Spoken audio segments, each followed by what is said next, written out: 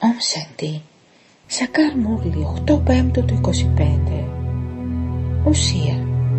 Γλυκά παιδιά, να γίνετε συνειδότες ψυχής και να θυμόσαστε τον Πατέρα και θα συσσωρεύσετε τη δύναμη της γιόγκα. Με τη δύναμη της γιόγκα μπορείτε να διεκδικήσετε το βασίλειο ολόκληρου του κόσμου. Ερώτηση. Τι δεν ήταν στις σκέψεις ή στα όνειρα εσάς των παιδιών που τώρα έχουν γίνει πρακτικά? Απάντηση. Εσείς ποτέ δεν σκεφτήκατε ή ονειρευτήκατε ότι θα μελετούσατε ράτζα γιόγκα με το Θεό και θα γινόσασταν οι κύριοι του κόσμου, ή ότι θα μελετούσατε αυτή τη μελέτη για να διεκδικήσετε ένα βασίλειο? Εσείς τώρα έχετε την απεριόριστη ευτυχία ότι λαμβάνετε δύναμη από την παντοδύναμη εξουσία και διεκδικείτε την κυριαρχία του βασιλείου της χρυσής εποχής. Om Shanti. Οι χώρες κάθονται εδώ για να εξασκήσουν αυτό. Στην πραγματικότητα εδώ, στο Γκάντι, πρέπει να κάθονται εκείνες που είναι συνειδότες ψυχής και θυμούνται τον Πατέρα. Αν αυτή δεν κάθεται σε ενθύμηση, δεν θα πρέπει να ονομάζεται δασκάλα. Υπάρχει δύναμη στην ενθύμηση. Δεν υπάρχει δύναμη σε αυτή τη γνώση. Αυτή ονομάζεται δύναμη της γιόγκα. Η έκφραση δύναμη της γιόγκα είναι μια έκφραση που χρησιμοποιούν οι σανιάσεις. Ο Πατέρας δεν χρησιμοποιεί δύσκολες λέξεις. Ο Πατέρας λέει, παιδιά, τώρα να θυμόσαστε τον Πατέρα όπως τα μικρά παιδιά θυμούνται τους γονείς τους. Εκείνοι είναι φυσικοί γονείς. Εσείς παιδιά δεν έχετε εικόνες. Εσείς λαμβάνετε εκείνες τις εικόνες, δηλαδή τα σώματα, εδώ. Είσαστε κάτοικοι του κόσμου όπου δεν υπάρχουν εικόνες. Εκεί δεν υπάρχουν εικόνες. Πρώτα απ' όλα να κάνετε σταθερό ότι είσαστε ψυχές. Έτσι ο Πατέρας λέει, παιδιά, να γίνετε συνειδότες ψυχής.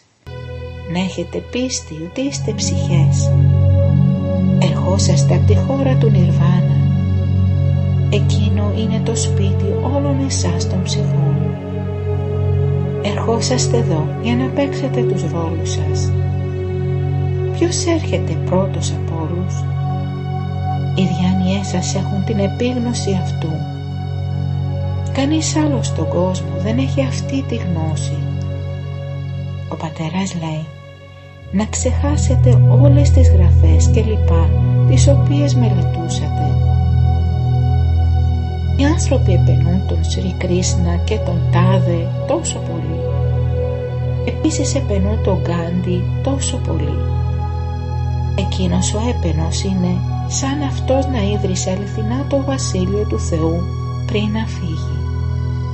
Ωστόσο ο Θεός Σίβα λέει, οι νόμοι που υπήρχαν στο βασίλειο του αρχικού αιώνιου βασιλιά και βασίλισσας εγκαθιδρύθηκαν από τον Πατέρα. Ο Πατέρας ήταν εκείνος που έκανε αυτούς βασιλιά και βασίλισσα με το να διδάξει σε αυτούς ράτζα γιόγκα. Ακόμη και εκείνα τα θεϊκά έθιμα και συστήματα έσπασαν. Εκείνος, ο Γκάντι, έλεγε ότι δεν ήθελε ένα βασίλειο, αλλά ότι ήθελε μια κυβέρνηση του λαού από τον λαό. Σε τι κατάσταση είναι τώρα εκείνη η κυβέρνηση? Υπάρχει μόνο λύπη και τίποτα άλλο εκτός από λύπη. Αυτοί συνεχίζουν να μάχονται και να μαλώνουν αναμεταξύ τους. Υπάρχουν πολλές διαφορετικές απόψεις. Εσείς παιδιά τώρα διεκδικείτε το βασίλειο με το να ακολουθείτε το Σρίμα.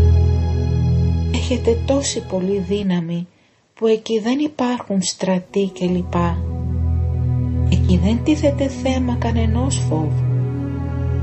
Υπήρξε το βασίλειο της Λάξμη και του Ναράιαν. Εκείνο ήταν ένα αδιέρετο βασίλειο. Η διαδικότητα η οποία μπορούσε να προκαλέσει διαμάχη δεν υπήρχε εκεί. Εκείνο ονομάζεται αδιέρετο βασίλειο. Ο πατέρας σας κάνει παιδιά, θεότητες. Μετά από το να είσαστε αδιέρετοι, γίνατε διάβολοι από το Ράβαν. Εσείς παιδιά τώρα γνωρίζετε ότι εσείς οι κάτοικοι της Βάραντ ήσασταν οι κυρίαρχοι ολόκληρου του κόσμου. Διεκδικήσατε το βασίλειο του κόσμου μόνο με τη δύναμη της ενθύμησης. Τώρα διεκδικείτε εκείνο το βασίλειο για άλλη μια φορά. Το διεκδικείτε σε κάθε κύκλο μόνο με τη δύναμη της ενθύμησης. Υπάρχει επίσης δύναμη στη μελέτη. Με τον ίδιο τρόπο, όταν κάποιος γίνει ένας δικηγόρος, έχει εκείνη τη δύναμη. Εκείνη η δύναμη αξίζει λίγες δεκάρες. Εσείς διοικείτε ολόκληρο τον κόσμο με τη δύναμη της γιόγκα. Λαμβάνετε δύναμη από τον πατέρα, την παντοδύναμη εξουσία. Εσείς λέτε, «Μπάμπα, εμείς διεκδικούμε την κυριαρχία της χρυσής εποχής από σένα σε κάθε κύκλο. Μετά τη χάνουμε και μετά την διεκδικούμε ξανά». Εσείς έχετε λάβει ολόκληρη αυτή τη γνώση. Τώρα με το να ακολουθούμε το Σρίμαντ διεκδικούμε εκείνο το βασίλειο του εξυψωμένου κόσμου. Ο κόσμος επίσης γίνεται εξυψωμένος. Μόνο τώρα είναι που έχετε τη γνώση του δημιουργού και της δημιουργίας. Ακόμη και οι Λάξμι των Αράιαν δεν έχουν τη γνώση του πώς διεκδίκησαν το βασίλειό τους. Εσείς τώρα μελετάτε εδώ και μετά θα πάτε και θα κυβερνήσετε εκεί. Όταν κάποιος λάβει γέννηση σε ένα καλό και πλούσιο σπίτι, λέγεται ότι πρέπει να είχε κάνει καλές πράξεις και να έκανε δωρεές και φιλανθρωπία στην προηγούμενη γέννησή του. Εσείς λαμβάνετε μια γέννηση ανάλογα με τις πράξεις που έχετε κάνει. Αυτό τώρα είναι το βασίλειο του Ράβαν. Οποιασδήποτε πράξεις κάνουν οι άνθρωποι εδώ είναι αμαρτωλές. Εσείς πρέπει να κατεβείτε τη σκάλα. Ακόμη και εκείνοι που ήταν οι σπουδαιότεροι και οι ύψιστοι όλων, από εκείνους που ανήκαν στη θρησκεία των θεοτήτων, πρέπει να κατεβούν τη σκάλα. Όλοι πρέπει να πάνε μέσω των σταδίων του Σάτο, Ράτζο και Τάμ. Τα πάντα γίνονται παλιά από καινούρια. Εσείς παιδιά τώρα πρέπει να βιώνετε απεριόριστη ευτυχία.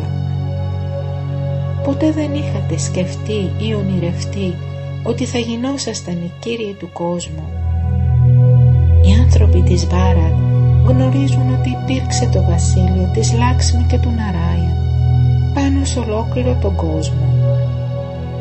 Αυτοί ήταν άξιοι λατρείας και μετά έγιναν λάτρεις. Μνημονεύεται το εξής: εκείνοι που ήταν άξιοι λατρείας μετά έγιναν λάτρεις. Όλα αυτά τώρα πρέπει να είναι στις διάνοιές σας. Αυτό το έργο είναι θαυμάσιο. Κανείς δεν γνωρίζει πως λαμβάνουμε 84 γεννήσεις. Στις γραφές έχουν γράψει για 8,4 εκατομμύρια γεννήσεις. Ο πατέρας λέει, όλα αυτά τα πράγματα είναι ψέματα του μονοπατιού της λατρείας. Αυτό είναι το βασίλειο του Ράβαν. Είναι μόνο στις διάνοιες εσάς των παιδιών και στη διάνοια κανενός άλλου το τι είναι το βασίλειο του Ράμα και τι είναι το βασίλειο του Ράβαν. Ο Ράβαν καίγεται κάθε χρόνο, επομένως αυτός είναι ο εχθρός. Τα 5 ελαττώματα είναι εχθροί των ανθρώπινων όντων. Κανείς δεν γνωρίζει ποιος είναι ο Ράβαν και γιατί καίνε αυτόν. Εκείνοι που θεωρούν τους εαυτούς τους κατοίκους της εποχής της συμβολής γνωρίζουν ότι τώρα γίνονται οι πιο εξυψωμένοι από τα ανθρώπινα όντα. Ο Θεός μας διδάσκει Ράτζα Γιόγκα και μας αλλάζει από ανθρώπους σε ναράιαν, από υποβαθμισμένα ανθρώπινα όντα σε εξυψωμένα ανθρώπινα όντα. Εσείς, παιδιά, γνωρίζετε ότι σας διδάσκει ο ύψιστος των υψίστων, ο ασώματος Θεός. Έτσι πρέπει να έχετε απεριόριστη ευτυχία. Οι μαθητές σε ένα σχολείο γνωρίζουν ότι είναι μαθητές.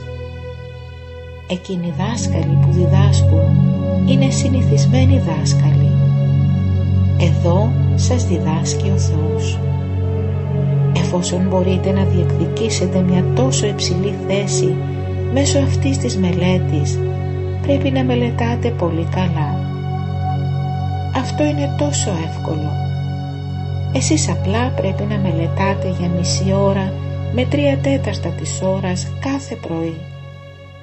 Καθ' όλη τη διάρκεια της ημέρας, επειδή είσαστε απασχολημένοι με τη δουλειά σας ή τις επιχειρήσεις σας, ξεχνάτε να έχετε ενθύμηση. Αυτός είναι ο λόγος που ερχόσαστε εδώ το πρωί και καθόσαστε σε ενθύμηση. Σας έχει υποθεί να θυμόσαστε τον Μπάμπα με πολύ αγάπη και να λέτε «Μπάμπα, έχεις έλθει για να μας διδάξεις». Εμείς τώρα γνωρίζουμε ότι έχεις έρθει για άλλη μια φορά μετά από 5.000 χρόνια για να μας διδάξεις. Όταν έρχονται εδώ τα παιδιά στο Μπάμπα, ο Μπάμπα τα ρωτάει «Έχουμε συναντηθεί προηγουμένως?» Οι σοφοί και οι σανιάσεις κλπ. Ποτέ δεν κάνουν αυτή την ερώτηση. Εκεί οποιοσδήποτε θέλει να καθίσει σε εκείνες τις satsans μπορεί να πάει και να το κάνει. Όταν δουν ότι οι άνθρωποι μαζεύονται κάπου, πολλοί άλλοι πηγαίνουν επίσης και συμμετέχουν. Τώρα καταλαβαίνετε ότι και εσείς επίσης πηγαίνατε και ακούγατε την Κίτα και τη Ραμαγιάννα και λοιπά με πολλή ευτυχία. Εκείνη την εποχή δεν καταλαβαίνατε τίποτα. Αυτό ήταν όλη η ευτυχία της λατρείας. Εκεί οι άνθρωποι συνεχίζουν να χορεύουν με ευτυχία, αλλά ακόμη συνεχίζουν να εκπίπτουν, να υποβαθμίζονται. Υπάρχουν πολλά διαφορετικά είδη Hatha Yoga. Κάνουν όλα αυτά για καλή υγεία. Ο πατέρας εξηγεί, όλα εκείνα είναι τα έθιμα και τα συστήματα του μονοπατιού της λατρείας. Κανείς από αυτούς δεν γνωρίζει το δημιουργό ή τη δημιουργία. Έτσι τι άλλο απομένει? Κοιτάξτε τι γίνεται με το να μην γνωρίζετε το δημιουργό ή τη δημιουργία και κοιτάξτε τι γινόσαστε με το να γνωρίζετε τον δημιουργό και τη δημιουργία. Με το να γνωρίζετε αυτά γινόσαστε αξιόχρεοι ή φερέγγοι και με το να μην τα γνωρίζετε εσείς οι ίδιοι άνθρωποι της Μπάρατ γίνατε μη φερέγγοι. Αυτοί συνεχίζουν να λένε ψέματα. Στον κόσμο συμβαίνουν τόσα πολλά πράγματα. Κλέβουν τόσο πολύ χρυσό και χρήματα κλπ. Εσείς παιδιά τώρα γνωρίζετε ότι εκεί θα χτίζετε παλάτια από χρυσάφι. Εκείνοι που μελετούν για να γίνουν δικηγόροι γνωρίζουν μέσα τους τι θα κάνουν όταν περάσουν το διαγώνισμά τους. Θα χτίσουν ένα σπίτι κλπ. Γιατί δεν εισέρχεται στις διάνοιές σας ότι μελετάτε για να γίνετε οι πρίγκιπες και οι πριγκίπισσες του παραδείσου? Πρέπει να υπάρχει τόση πολλή ευτυχία. Ωστόσο εκείνη η ευτυχία εξαφανίζεται μόλις φύγετε από εδώ. Πολλές νέες κόρες απασχολούν τον εαυτό τους με αυτή τη γνώση. Οι συγγενείς τους δεν καταλαβαίνουν τίποτα και έτσι λένε ότι έχει πέσει πάνω τους ένα μαγικό ξόρκι. Λένε ότι δεν θα επιτρέψουν στις κόρες τους να σπουδάσουν. Κάτω από τέτοιες καταστάσεις ή συνθήκες, εφόσον ακόμη εξαρτάστε από τους γονείς σας, πρέπει να ακούτε τους γονείς σας. Εμείς, ο Μπάμπα, δεν μπορούμε να σας πάρουμε. Διαφορετικά θα υπήρχε πολλή σύγκρουση. Στην αρχή υπήρχε τόση πολλή σύγκρουση. Μια κόρη θα έλεγε ότι ήταν 18 ετών, ενώ ο πατέρας της θα έλεγε ότι ήταν μόνο 16 ετών, ότι ακόμη εξαρτάται από αυτόν. Αυτός θα πάλευε με αυτόν τον τρόπο και θα την έπαιρνε. Το να εξαρτάστε από τον πατέρα σας σημαίνει ότι πρέπει ακόμη να ακολουθείτε τις οδηγίες του πατέρα σας. Όταν είσαστε μια ενήλικη, μπορείτε να κάνετε ό,τι θέλετε. Υπάρχουν νόμοι πάνω σε αυτό. Ο Μπάμπα λέει, εδώ επίσης είναι νόμος ότι όταν ερχόσαστε στον πατέρα πρέπει να φέρνετε ένα πιστοποιητικό, ένα γράμμα από τον φυσικό σας πατέρα. Μετά παρακολουθούνται επίσης οι τρόποι της κάθε μίας. Αν οι τρόποι τους δεν είναι καλοί, στέλνονται πίσω στο σπίτι. Είναι το ίδιο σε ένα παιχνίδι. Αν κάποιος δεν παίζει καλά μέσα σε ένα παιχνίδι, λέγεται σε αυτόν ή αυτήν να φύγει από το παιχνίδι. Αυτοί κάνουν την ομάδα να χάσει την τιμή της. Εσείς παιδιά γνωρίζετε ότι τώρα είσαστε σε ένα πεδίο μάχης. Ο πατέρας έρχεται σε κάθε κύκλο και μας επιτρέπει να κατακτήσουμε τη μάγια. Το κύριο πράγμα είναι να γίνετε αγνοί. Οι ψυχές έχουν γίνει ακάθαρτες μέσω του ελαττώματος. Ο πατέρας λέει, η λαγνία είναι ο μεγαλύτερος εχθρός. Αυτή προκαλεί λύπη από την αρχή της, ενδιάμεσα και μέχρι το τέλος. Εκείνοι που γίνονται μπράμινς μετά πηγαίνουν στη θρησκεία των θεοτήτων. Εσείς μπράμινς είσαστε κατά σειρά.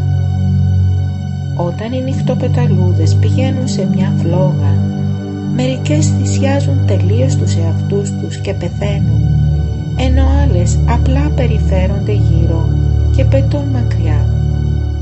Όταν έρχονται εδώ τα παιδιά, μερικά θυσιάζουν τους εαυτούς τους τελείως στη φλόγα με κεφαλαίο φύ, ενώ άλλα απλά ακούν αυτή τη γνώση και μετά φεύγουν. Νωρίτερα κάποιοι έγραφαν ακόμη και με το αίμα τους, «Μπάμπα, ανήκω σε σένα». Παρόλα αυτά η μάγια τους νίκησε. Υπάρχει τόση πολλή μάχη με τη μάγια. Αυτό τότε ονομάζεται πεδίο μάχης. Εσείς καταλαβαίνετε ότι ο υπέρτατος πατέρας, η υπέρτατη ψυχή, εξηγεί την ουσία όλων των Βέδας και των γραφών μέσω του Μπράμα. Έχουν γίνει πολλές εικόνες. Το παράδειγμα του Ναράντ επίσης ανήκει σε αυτή την εποχή. Όλοι εσείς λέτε ότι θα γίνετε Λάξμι ή Ναράιαν. Ο πατέρας λέει, καθένας από εσάς πρέπει να κοιτάξει μέσα στον εαυτό του και να δει αν είναι άξιος. Να ελέγχετε τον εαυτό σας για να δείτε ότι δεν έχετε κανένα ελάττωμα. Όλοι είναι λάτρεις όπως ο Ναράντ. Εκείνο ήταν απλά ένα παράδειγμα το οποίο αναφέρθηκε. Οι άνθρωποι στο μονοπάτι της λατρείας ρωτούν αν μπορούν να παντρευτούν τη Σρι Λάξμι. Ο πατέρας λέει, όχι, μόνο όταν ακούσουν αυτή τη γνώση θα μπορέσουν να λάβουν σωτηρία. Μόνο εγώ, εξαγνιστής, μπορώ να δώσω σε όλους σωτηρία. Εσείς τώρα καταλαβαίνετε ότι ο πατέρας σας ελευθερώνει από το βασίλειο του Ράβαν. Εκείνα τα προσκυνήματα είναι φυσικά. Ο Θεός μιλάει, μαν μαναμπά. Σε αυτό δεν τίθεται θέμα του να σκοντάφτετε τριγύρω. Όλο αυτό το παραπάτημα ανήκει στο μονοπάτι της λατρείας. Για μισό κύκλο είναι η μέρα του Μπράμα και για μισό κύκλο είναι η νύχτα του Μπράμα. Εσείς καταλαβαίνετε ότι τώρα πρόκειται να γίνει μέρα για μισό κύκλο για όλους εμάς τους Μπράμα κουμάρς και κουμάρις. Θα είμαστε στη χώρα της ευτυχίας. Εκεί δεν θα υπάρχει καθόλου λατρεία.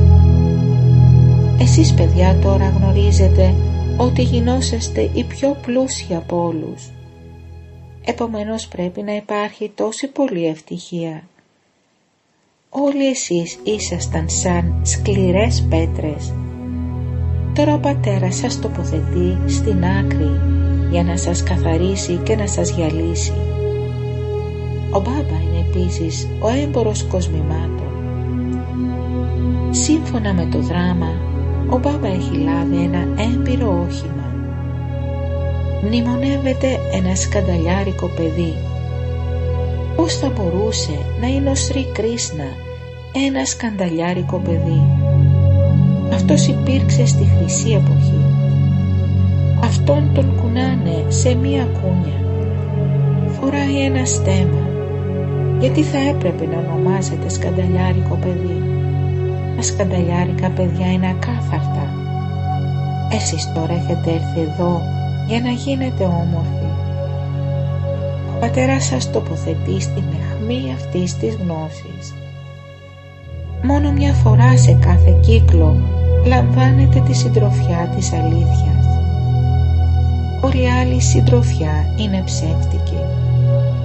Αυτός είναι ο λόγος που λέει ο πατέρας: μην ακούτε το κακό. Μην ακούτε τέτοια πράγματα που δυσφημίζουν εσάς και εμένα. Οι κουμάρεις που έρχονται στη γνώση μπορούν να πούν ότι έχουν ένα μερίδιο στην περιουσία του πατέρα τους. Γιατί να μην ανοίξω ένα κέντρο και να υπηρετήσω την Πάρα? Μια κόρη έτσι κι αλλιώς πρέπει να τη δώσουν σε γάμο. Να ζητήσετε από τον πατέρα σας: δώσε σε μένα αυτό το μερίδιο, ώστε να μπορέσω να ανοίξω ένα κέντρο και να ωφεληθούν πολλοί. Να δημιουργήσετε τέτοιες τακτικές. Αυτή είναι η θεϊκή σας αποστολή. Εσείς αλλάζετε εκείνους που έχουν πέτρινες διάνοιες σε εκείνους που έχουν θεϊκές διάνοιες. Θα έρθουν εκείνοι που ανήκουν στη δική μας θρησκεία. Στην ίδια οικογένεια θα αναδυθούν εκείνοι που πρόκειται να είναι λουλούδια της θρησκείας των θεοτήτων, ενώ οι άλλοι όχι. Αυτό χρειάζεται προσπάθεια. Ο πατέρας εξαγνίζει όλες τις ψυχές και μετά τις παίρνει πίσω στο σπίτι. Αυτός είναι ο λόγος που σας έχει πει ο Μπάμπα να εξηγείτε την εποχή της συμβολής στην εικόνα του κύκλου. Και λέει: αυτή η πλευρά είναι η σιδερένια εποχή και άλλη πλευρά είναι η χρυσή εποχή. Στη χρυσή εποχή υπάρχουν θεότητες και στη σιδερένια εποχή υπάρχουν διάβολοι. Αυτή ονομάζεται η πιο ευίωνη εποχή της συμβολής. Ο πατέρας σας κάνει τα πιο εξυψωμένα ανθρώπινα όντα. Εκείνοι που μελετούν καλά θα πάνε στη χρυσή εποχή, ενώ όλοι οι άλλοι θα πάνε και θα μείνουν στη χώρα της ελευθέρωσης. Μετά θα έρθουν κάτω στη δική τους ώρα. Η εικόνα του κύκλου είναι πολύ καλή. Εσείς παιδιά πρέπει να έχετε τον ενθουσιασμό να κάνετε υπηρεσία. Να κάνετε τέτοια υπηρεσία που να εξυψώσετε τους φτωχούς και να τους κάνετε κύριους του παραδείσου. Άτσα! Σε εσάς τα γλυκύτατα πολύ αγαπημένα παιδιά που για πολύ καιρό είχατε χαθεί και τώρα ξαναβρεθήκατε, αγάπη, ενθύμηση και καλημέρα από τη μητέρα, τον πατέρα, τον παπτάντα. Ο πνευματικός πατέρας λέει να είμαστε σε εσάς τα πνευματικά παιδιά. Ουσία για τάρνα. 1. Να ελέγχετε τον εαυτό σας για να δείτε αν μπορείτε να γίνετε σαν τη Σρι Λάξμι και τον Σρι Ναράιαν. Έχω μέσα μου κάποιο ελάττωμα? Είσαστε μια ανοιχτοπεταλούδα που κάνει κύκλους τριγύρω ή μια ανοιχτοπεταλούδα που θυσιάζεται? Να ελέγχετε ώστε οι τρόποι σας να μην είναι τέτοιοι που να προκαλούν το χάσιμο της τιμής του πατέρα. 2. Για να παραμένετε σε απεριόριστη ευτυχία, να θυμόσαστε τον πατέρα νωρίς το πρωί με πολύ αγάπη και να μελετάτε καλά. Μας διδάσκει ο Θεός και μας κάνει τα πιο εξυψωμένα ανθρώπινα όντα. Να διατηρείτε τη μέθη ότι είσαστε στην εποχή της συμβολής. Ευλογία. Ήθε να γίνετε μια εικόνα εμπειρίας και να αποκαλύψετε τον Πατέρα με την εμπειρία σας όλων των αρετών. Να γίνετε έμπειροι σε όλες τις αρετές που τραγουδάτε για τον Πατέρα. Όπως ο Πατέρας είναι ο ωκεανός της ευδαιμονίας, ας προχωράτε με τα κύματα του ωκεανού της ευδαιμονίας. Ας δίνετε σε οποιονδήποτε έρχεται σε σχέση με εσάς την εμπειρία της ευδαιμονίας, της αγάπης, της ευτυχίας και όλων των αρετών. Να γίνετε μια προσωποποίηση όλων των αρετών με αυτόν τον τρόπο και η εικόνα του Πατέρα θα αποκαλυφθεί μέσα από σας, επειδή μόνο εσείς οι σπουδαίες ψυχές, οι εικόνες της εμπειρίας, μπορείτε να αποκαλύψετε την υπέρτατη ψυχή. Σύνθημα. Μεταμορφώστε τις αιτίες σε λύσεις και αποδεχτείτε τα μη ευίωνα πράγματα ως ευίωνα. Άδεια σημείο. Εντυπωθείτε την προσωπικότητα της πνευματικής βασιλικότητας και αγνότητας. Οι ζωές των Μπράμινς και η δωρεά της ζωής είναι η αγνότητα. Η αρχική και αιώνια μορφή είναι η αγνότητα. Όταν έχετε την επίγνωση ότι αρχικά είστε μια αγνή και αιώνια ψυχή, εκείνη η επίγνωση σημαίνει ότι και εσείς επίσης έχετε τη δύναμη της αγνότητας. Οι ψυχές που είναι προσωποποίησεις της ενθύμησης και προσωποποίησεις της δύναμης είναι ψυχές με τις αρχικές σανσκάρας της αγνότητας. Επομένως, κάντε τις αρχικές σας σανσκάρας να αναδυθούν και τυπωθείτε την προσωπικότητα της αγνότητας. Om Shanti.